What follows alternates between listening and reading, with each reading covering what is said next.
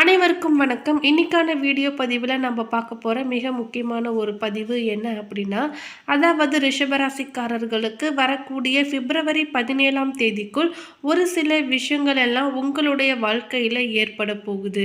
அது எதனால் அப்படின்னா, வரக்கூடிய பிப்ரவரி 17ஆம் தேதி அமாவாசையானது வரப்போகிறது. அனைத்து அமாவாசைகளுக்கு என்று ஒரு தனி சிறப்பு இருந்தாலும், மாசி மாதத்தில் வரக்கூடிய ஒரு அமாவாசைக்கு என்று தனி சிறப்பு இருக்கின்றது. அப்படிப்பட்ட இந்த மாசி அமாவாசையின் பொழுது உருவாகக்கூடிய கிரகநிலை கிரக மாற்றத்தினால் ரிஷபராசிக்காரர்களுக்கு அவங்களுடைய வாழ்க்கையில் பல்வேறு விதமான மாற்றங்கள் ஏற்பட போகிறது. அதுவும் அந்த மாற்றங்கள் பிப்ரவரி 17ஆம் தேதிக்குள் நிச்சயமாக உங்களது வாழ்க்கையில் நடந்தே தீரும். அது என்னென்ன அப்படிங்கிறத பற்றியும் தான் இந்த பதிவில் நம்ம இப்போ பார்த்து தெரிஞ்சுக்க போகிறோம். அது மட்டும் இல்லாமல் இந்த அமாவாசையின் பொழுது நம்ம என்னென்ன விஷயங்களை செய்யணும், என்னென்ன விஷயங்களை செய்யக்கூடாது என்பதை பற்றி தான் பார்க்க போகிறோம். அதனால் ரிஷபராசிக்காரங்க பதிவை பார்த்துட்டு இருந்தீங்கன்னா தொடர்ந்து பார்த்துட்டு வாங்க. அது மட்டும் இல்லாமல் நீங்கள் இப்போ தான் நம்ம சேனலை ஃபர்ஸ்ட் டைமாக பார்க்குறீங்க அப்படின்னாலும் கண்டிப்பாக சப்ஸ்கிரைப் பண்ணிக்கோங்க.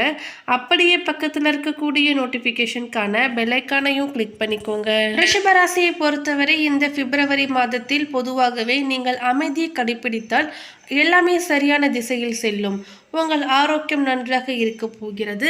தனிப்பட்ட மற்றும் தொழில்முறை விஷயங்களில் சமநிலையை பராமரிக்க வேண்டும். உங்களுடைய மன ரீதியாகவும் உடல் ரீதியாகவும் நன்றாக உணர்வீர்கள். தொழில் வாழ்க்கை வேலை வாய்ப்பை பொறுத்தவரை உங்கள் வாழ்க்கையில் ஒரு கண் வைத்திருப்பது மிகவும் முக்கியம். உங்கள் மூத்த அதிகாரிகளுடன் நல்லுறவை கொண்டிருப்பது மிகவும் அவசியம்.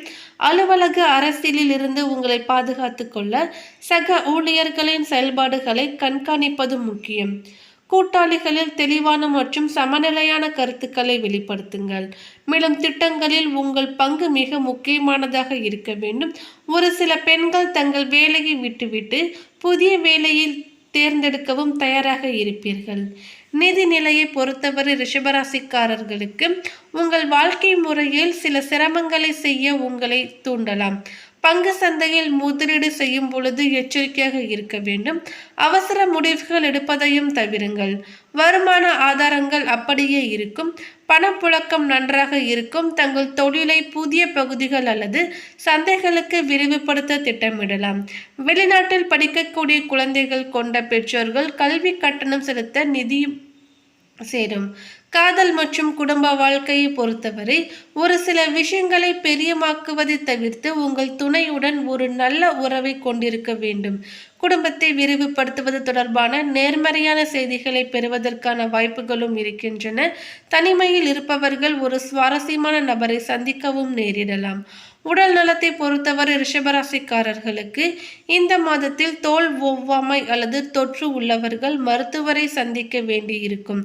குடும்பத்துடன் நேரம் செலவிடுவது மன அமைதியை கொடுக்கும். ஒரு சிலருக்கு நீரிழிவு தொடர்பான பிரச்சனை ஏற்படலாம். வைரஸ் காய்ச்சல் அல்லது வாய் மற்றும் பற்கள் தொடர்பான பிரச்சனைகளாலும் பாதிக்கப்படலாம். இந்த மாதத்தில் திருமணமாகாதவர்கள் தங்கள் காதலை முன்மொழிவதில் ஒரு சில சிரமங்களை சந்திக்க நேரிடும். மேலும் உங்கள் ராசிக்கு தனஸ்தானத்தில் லாப அதிபதி குரு அமர்ந்து மறைவு ஸ்தானங்களை பார்வையிடுவது, தொழில் ஸ்தானத்தை பார்வையிடுவது சிறப்பான பலனை கொடுக்கும். கொடுக்கல் வாங்கலில் போன்ற விஷயங்களில் மேன்மை அடைவீர்கள்.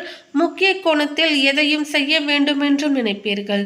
ராசிநாதன் சுக்கிரன் பாக்கியஸ்தானத்தில் அமர்ந்து 3ஆம் இடத்தை பார்வையிடுவது உங்கள் முயற்சிக்கு நல்ல பலனை பெற்றுக் கொடுக்கும்.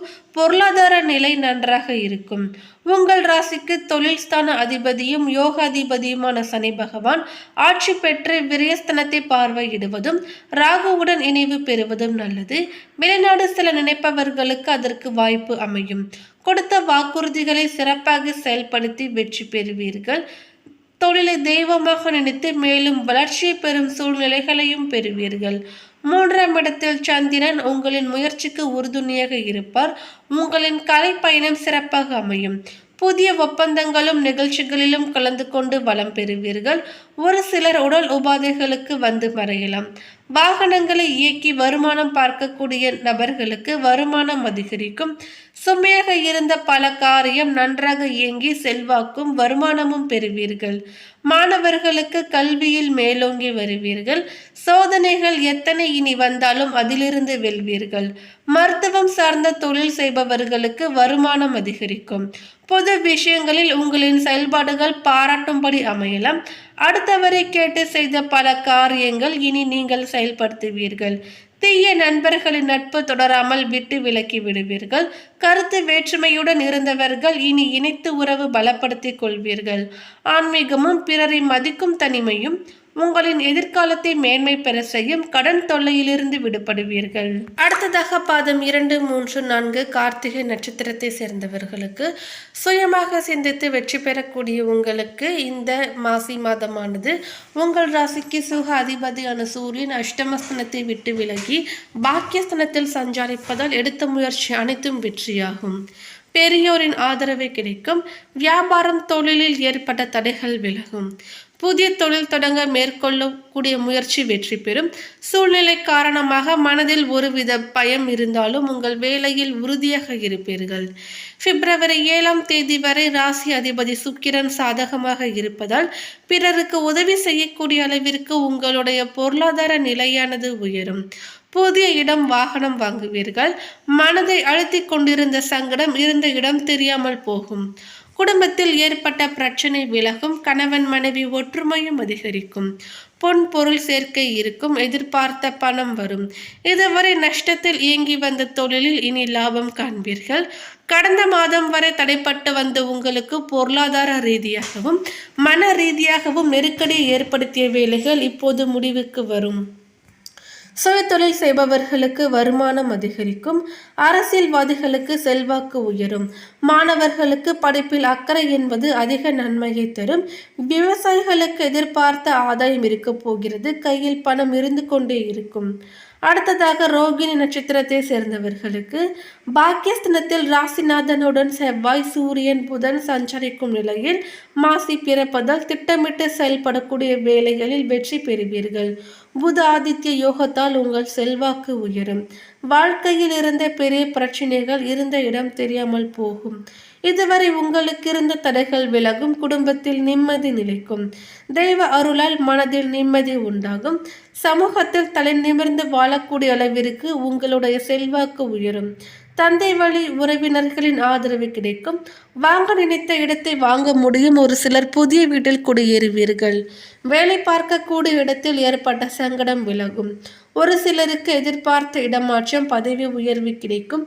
புதிய முதலீடு செய்பவர்கள் நன்றாக யோசித்து அதற்கு பிறகு முதலீடு செய்வது நன்மையை கொடுக்கும். வரவேண்டிய வருமானம் வந்து கொண்டு இருக்கும். தாயாரின் நிலையில் சங்கடங்கள் வரலாம். எந்த ஒன்றிலும் உங்கள் முயற்சிக்கு ஏற்ப நன்மைகளை பெறுவீர்கள். அரசியல்வாதிகளுக்கு செல்வாக்கு உயரும். கலைஞர்களுக்கு எதிர்பார்த்த வாய்ப்பு வரும். மாத கடைசியில் புதிய ஒப்பந்தம் கையெழுத்தாகும். மாணவர்களுக்கு படிப்பின் மீது அக்கறை அதிகரிக்கும். கணவன் மனைவிக்குள் ஒற்றுமை உண்டாகும். பொன் பொருள் புதிய வாகனம் என குடும்பத்தில் மகிழ்ச்சி அதிகரிக்கும். அடுத்ததாக பாதம் 1, 2 மிருக சிரிஷம் நட்சத்திரத்தை சேர்ந்தவர்களுக்கு 2ஆம் இடத்தில் வக்ரம் அடைந்திருக்கக்கூடிய குரு குடும்பத்திற்குள் நன்மைகளை அதிகரிப்பார். தம்பதிகளுக்குள் ஒற்றுமை உண்டாகும். புதிய இடம் வீடு வாங்கும் முயற்சி வெற்றி பெறுவீர்கள். ஒரு சிலருக்கு திருமண யோகம் உண்டாகும். வேலையில் இருந்த பிரச்சனை முடிவிற்கு வரும்.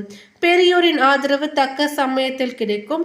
உங்கள் ராசி அதிபதியுடன் புதன், செவ்வாய், சூரியன் இணைந்திருப்பதால் ஒவ்வொரு வேலையையும் 4 வழிகளில் முயற்சி செய்வீர்கள். வருமானம் ஒன்றில் இல்லாவிட்டால் மற்றொன்றில் வந்து கொண்டு இருக்கும். தொழிலை விரிவு செய்வதுடன் வேறு தொழிலையும் தொடங்குவீர்கள். பணியாளர்களுக்கு உங்கள் ஒத்துழைப்பாக இருப்பார்கள். வயதானவர்களுக்கு உடல்நிலையில் ஏற்பட்ட பாதிப்பு விலகும். வாழ்க்கை துணைக்கு உடல் சங்கடம் வந்தாலும் விரைவில் குணமாகும். புதனின் சஞ்சாரம் சாதகமாக இருப்பதால் பொருளாதார நிலை உயரும். என்றோ செய்த முதலீட்டில் இருந்து ஆதாயம் வரும். வங்கியில் கடன் கிடைக்கும். விற்பனையில் இருந்த பிரச்சனைகளும் விலகும். எதிர்ப்பு இருக்காது. பணியாளர்கள் தங்களுக்குரிய பொறுப்பினை உயர்ந்து செயல்படுவது, மேலதிகாரிகளின் ஆலோசனைகளை பின்பற்றுவதும் நல்லது.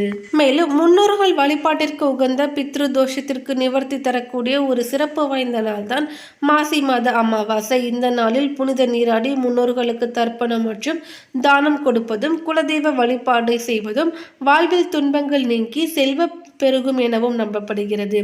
மாசி அமாவாசையில் முன்னோர்களை நினைத்து விரதம் இருந்து தர்ப்பணம் கொடுப்பது முன்னோர்களின் ஆசையை நமக்கு முழுமையாக பெற்றுக் கொடுக்கும்.